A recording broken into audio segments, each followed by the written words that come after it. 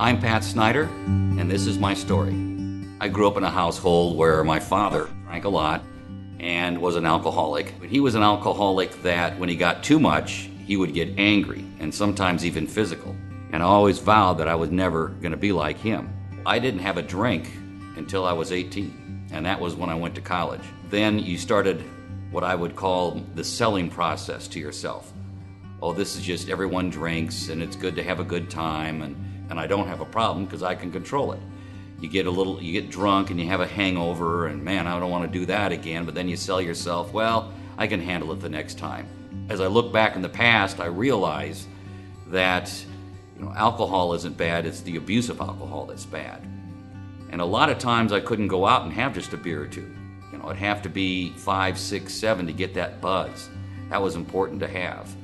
But I sold myself thinking, well, everyone's kind of doing that, because I associated with a lot of people that were doing the same thing I was doing.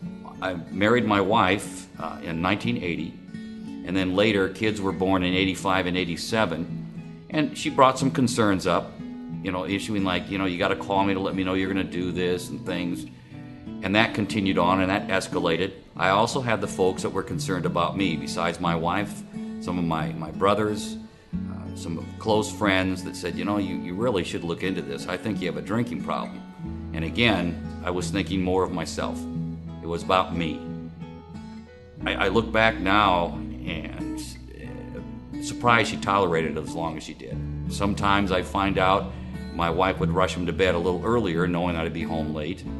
They were afraid to have friends over on the weekends for sleepovers, because if I stayed out on a Friday night or Saturday, what was I going to come home like? And, that really hurt, that I affected their childhood this way. There's dates you remember, the birth of your kids, your wedding day, things like that. July 29, 2003, I'll never forget that day, because that's the day that I went out motorcycle riding with friends.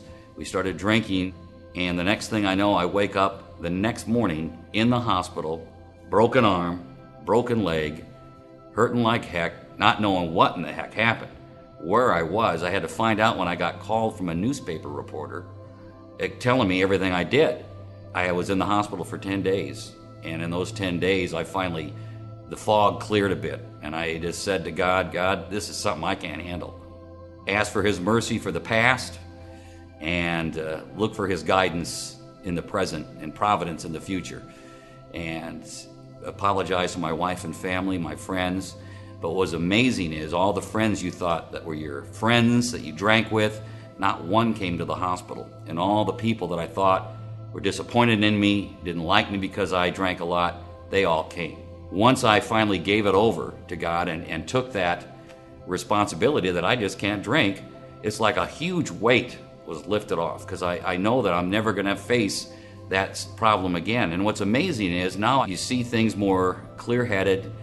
I have a more optimistic outlook. I don't have to worry, if the lights come on behind me, it's going to be a tail light out or I'm speeding. And all I really ever have to do is just look at my arm, see the scar, and realize that's what it would escalate to again, and I don't want to go back to that. Once you realize and you move forward and you stop drinking, you stop using, you have to bury the past with the past. Get the forgiveness from the people that you might have hurt. And it's going to take a little time to get their trust back, but you'll get it.